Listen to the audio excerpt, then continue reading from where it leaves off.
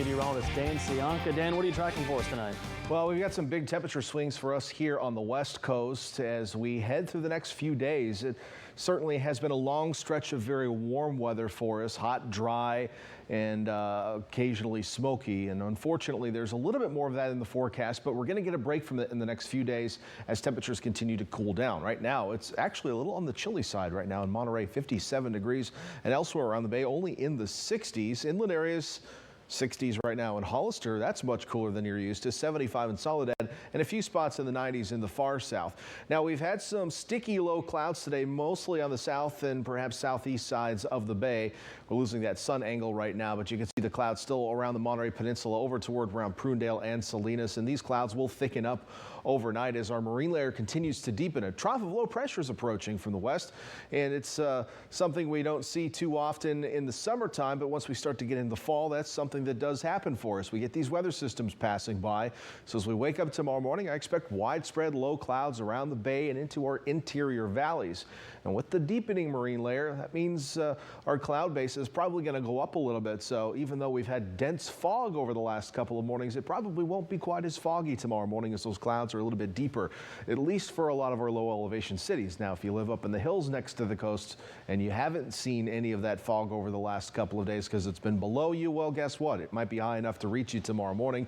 So be advised of that. If you're heading up over Highway 17, you may encounter some fog. Some of the higher elevation roads around the Monterey Peninsula, Laurelus Grade, for example, also toward Carmel Valley, etc. Some fog possible for you tomorrow morning. As we head through the afternoon tomorrow, some of those clouds are going to stick around the coast at times. We'll have passing high clouds as well, and our onshore flow will switch a little bit more to the southeasterly, which is going to cool the northeast side of the bay a little bit more. And as for the smoke, we have some in the air today. It did scoot around that area of low pressure.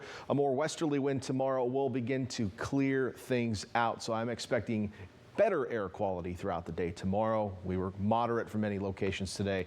I think will be good for most locations tomorrow and really over the next couple of days. That is until the winds shift a little bit more back onshore next week, which we'll talk about in a moment. But your temperatures tomorrow below normal across the board, down into the mid 60s in Santa Cruz, only low 60s in Capitola, and we'll struggle to find even any low 70s in the mountains. Places like Ben Lomond and Boulder Creek, you've been in the 80s and 90s for like the last 2 weeks straight. So this will definitely feel much cooler for you. We already started the process today, but it'll be even cooler tomorrow. 63 in Watsonville tomorrow, 60s in Aptos, Salinas, mid 60s, 71 in Hollister.